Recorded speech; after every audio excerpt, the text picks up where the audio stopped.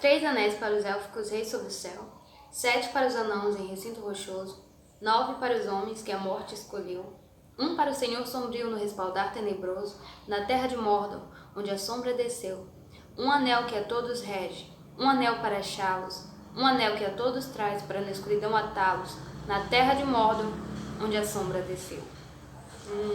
Olá! Então, já fazia um tempo que eu não gravava vídeo, porque eu pretendia gravar um vídeo falando sobre esse livro no dia 25 de maio, que era o Dia do Orgulho Nerd. E eu planejava explicar pra vocês o que é o Dia do Orgulho Nerd, por que dia 25 de maio, mas houve um imprevisto, eu tive que viajar e tudo mais, então não deu certo. Talvez ano que vem eu grave explicando pra vocês, mas esse ano ainda eu quero falar sobre o Senhor dos Anéis com vocês. Então vamos lá. O livro que eu indico essa semana é O Senhor dos Anéis, livro aí escrito pelo maravilhoso Tolkien, um escritor incrível, sério. Esse não é o primeiro que eu li dele, mas com certeza me ganhou, já é um dos melhores que eu li esse ano. Então, aqui no Senhor dos Anéis nós vamos ter um livrão dividido em 3 partes. A primeira parte se chama A Sociedade do Anel, a segunda parte se chama As Duas Torres e a terceira parte se chama O Retorno do Rei. Quem aí viu os filmes tem uma ideia de como é o mundo do Senhor dos Anéis, mas eu vou explicar pra vocês, eu tenho que dizer pra vocês que é completamente diferente. Tem muitas partes, o básico, as bases do mundo do Senhor dos Anéis estão lá nos filmes. O filme é incrível, né, gente? Os filmes são muito legais. Mas tem muita coisa mudada mesmo, tipo, eu fiquei pasma com quanta a diferença entre os livros e os filmes. E mesmo assim eu não consigo decidir qual dos dois é melhor, sou muito fã dos filmes. Não quero abrir mão, não. Então tá. Então aqui eu espero que vocês vejam os filmes e leiam os livros, pra vocês entenderem a diferença e também curtirem os dois, tá bom? Lembrando que essa coleção eu comprei lá na livraria do Flávio, então quem tiver interesse em dar uma olhada por lá, eu vou deixar na descrição o endereço lá da livraria dele aberta em Orem, tá bom? Pra quem é oremense, tem lá uma livraria aí. Não sei se ainda tem essa coleção, mas talvez tenha alguns outros livros que vocês possam estar dando uma olhada, tá bom? Se vocês quiserem. Então, preciso explicar pra vocês que essa trilogia, essa coleção aqui, não é a primeira do mundo da Terra-média, tá bom? Tem algumas partes aqui que você não vai entender se você não tiver lido o Hobbit antes, porque o Hobbit é o primeiro livro do mundo aqui da Terra-média. Então, se você não ler o Hobbit, vai ter algumas coisas que você não vai entender. O Hobbit vai contar a história de um Hobbit chamado Bilbo Bolseiro e as aventuras dele, como ele conheceu anãos, como ele conheceu o Mago Gandalf e como ele conseguiu enganar o Dragão Smaug e tudo mais. Aqui tem a juventude do Bilbo Bolseiro. E aqui no primeiro livro nós temos a sequência já a velhice do Bilbo Bolseiro. Então tem muita coisa aqui que tá meio que em enigma. Se você não leu o Hobbit, você vai ficar boiando nessa primeira parte do Senhor dos Anéis. É claro que não é essencial, dá pra você entender sim o Senhor dos Anéis e entender do Hobbit, mas vai ser mais difícil, tá bom? Então vamos lá. A primeira parte se chama Sociedade do Anel. E é aqui que nós vamos entender mais por que o livro se chama Senhor dos Anéis. Porque na Segunda Era da Terra-média, lá no início de tudo, existiam anãos, todas as raças, homens, elfos, ents, hobbits, todos eles estavam vivendo em paz. Eles decidiram selar essa paz como? Decidiram forjar anéis.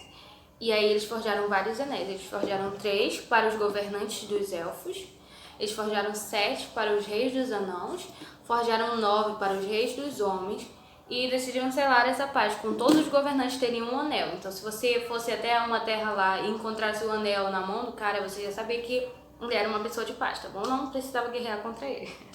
Só que, secretamente, um homem chamado Sauron foi lá e forjou um anel só pra ele, um anel que era tipo de maior poder, que governava todos os outros anéis. Como os outros anéis ficavam nas mãos de reis governantes, aquele que tivesse ou um anel, ou o maior anel, governaria toda a Terra-média, né? Certamente, governaria os reis, então governaria tudo. E aí Sauron foi lá e fez esse anel. Só que um elfo desconfiou da trama de Sauron e falou para as outras raças que Sauron tinha forjado um anel que governaria todos os outros anéis. E aí houve guerra novamente na Terra-média. E aí no meio dessa guerra, um homem chamado Isildur encontrou com Sauron e decidiu guerrear contra ele. Eu amo histórias de guerra. Quem viu meu vídeo aí do Rei Arthur sabe que agora eu tô apaixonada, saio procurando histórias de guerra. E esse livro, essa primeira parte do livro, traz a narração da guerra de Sauron contra Isildur. E eu amei ler. É uma história bem legal. E aí Isildur encontra Sauron e corta a mão de Sauron, que tinha o anel maior de poder na mão. Então Isildur, a intenção de Isildur era cortar a mão, pegar o anel e levar e destruir o anel lá na Montanha de Fogo. Porque um anel só pode ser destruído no mesmo fogo em que foi forjado. Então, Isildur pega o anel e leva até a Montanha de Fogo para destruir no mesmo fogo que foi forjado. Só que, lá no último segundo, quando ele tá para derrubar o anel, ele é tentado pela maldição do anel. Então ele pensa, e se eu possuísse o anel? Acho que todo mundo pensaria isso, gente. Eu me colocando no lugar de Isildur, eu já tinha pegado esse anel também. Então ele pensa, e se eu fosse o portador do anel? E se eu fosse o governante da Terra-média, sabe? Só que, mesmo Isildur tendo uma boa intenção, mesmo ele sendo um cara legal, sabe? Foi errado ele fazer isso porque o anel tinha sido criado por Sauron, que era um homem mau. E o anel tinha sido forjado com uma intenção má. Então, de certa forma, o anel já era mau por natureza. E mesmo Isildur sendo um bom homem, ele não conseguiria ser tão bom possuindo o anel, porque o anel era mau. Então, não tinha como, sabe? Então o anel tentou Isildur e Isildur acabou cedendo à tentação do anel e não destruiu o anel. E é por isso que a desgraça acontece. Foi por isso que aconteceu toda a loucura no mundo do Senhor dos Anéis. E houve guerra, houve destruição, porque Isildur não destruiu o anel. Ele não destruindo o anel, Sauron continuou vivo. Mesmo só os cacos dele continuavam fazendo mal lá na Terra-média. Então, essa é a história do Senhor dos Anéis, justamente porque esse anel governava todos os outros. Esse anel era Senhor dos Anéis, compreende? Por isso o título. E isso vem super bem explicado na primeira parte do livro, chamada Sociedade do Anel.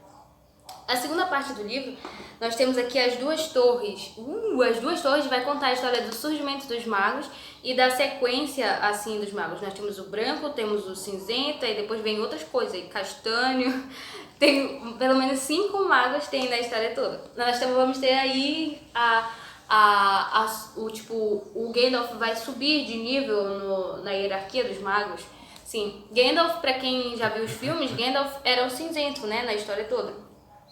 E agora Gandalf vai ser o branco, por quê? Porque Sauron, que antigamente era o branco, acabou sendo corrompido também pelo anel. As duas torres por quê? Porque a torre branca pertencia a Sauron, que era o mago branco, e a torre negra pertencia a Sauron, que era aquele que aos carrascos ainda tentava pegar o anel de volta para si, ou um anel de poder. Então nós vamos ter aqui nesse segundo livro mais uma história, tipo assim, bem penetrada a história, descobrindo como foi que surgiu os magos, qual era a hierarquia dos magos. Nós vamos ter histórias bem legais aqui nesse segundo livro, é bem legal, mas esse segundo livro vai mais deixando de ser infantil, tá bom? O primeiro livro é super infantilzinho, super legalzinho, esse aqui já vai ficando mais macabra a história. E aí nós temos a terceira parte do livro, que é o Retorno do Rei.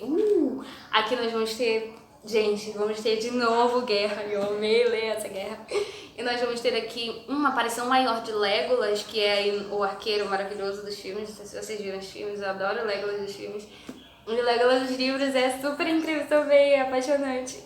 Nós vamos ter Aragorn, que é o rei que vai retornar, descendente de Isildur, que só pode assumir o trono quando Sauron for morto. Então nós vamos ter Aragorn, nós vamos ter o romance aí entre a princesa... Ai, gente, eu saio procurando romance em todos os livros e encontrei nessa terceira parte do livro. Nós vamos ter a princesa Alwyn, acho que é Alwyn o nome dela, não sei dizer o nome dela. Ela vai finalmente encontrar o amor, que ela era apaixonada por Aragorn, o rei, mas o rei meio que despreza ela, então ela vai encontrar o amor em outra pessoa. Ai, eu amei essa parte, tá? Nós vamos ter o anão, aí nós vamos ter... vários outros personagens que vão aparecer bem mais nesse terceiro livro, tá bom? Então, esse terceiro livro é mais a resolução de toda a história. E é aqui que o Senhor Frodo vai destruir o anel, porque, estranhamente, os hobbits têm uma resistência maior ao anel. Isildur logo foi corrompido, e os outros homens também. Mas os hobbits conseguem viver bastante tempo com o anel sem serem corrompidos pelo poder e pela maldição do anel. Então, eles deram o anel para um jovem hobbit chamado Frodo. E é o Senhor Frodo quem vai destruir o anel. Aqui na terceira parte nós temos a destruição do anel. E vamos entender por que os homens e qualquer pessoa que tenha possuído o anel nunca mais volta a ser o mesmo. Tá bom? E nós também vamos ter a destruição do amado Gollum. Acho que todo mundo que assistiu os filmes gostou do Gollum, que é o cara lá que é bem acabado, que fica, meu precioso. É aqui que nós vamos descobrir mais da história dele e como o que aconteceu com ele para ele se tornar aquela criatura horrível. E é justamente por isso, é porque ele foi igual a Isildur, ele viveu muito tempo com o anel e acabou sendo corrompido e amaldiçoado pelo anel. E agora ele não consegue mais viver sem o anel, por isso que ele é todo acabado, sabe? Então é isso, eu espero ter feito uma resenha que agrade. Eu espero ter explicado bem a história do Senhor dos Anéis. Como vocês podem ver, eu expliquei muito diferente dos filmes, porque o livro é muito diferente dos filmes mesmo. E eu espero que vocês tenham ficado interessados, eu espero que vocês gostem, e espero que vocês procurem ler o livro. É claro que vocês devem ler primeiro o Hobbit, que é o meu favorito da saga, mas depois podem ler sem medo de ler o Senhor dos Anéis, que eu amei muito ler, então eu espero que vocês fiquem interessados e busquem aí o livro.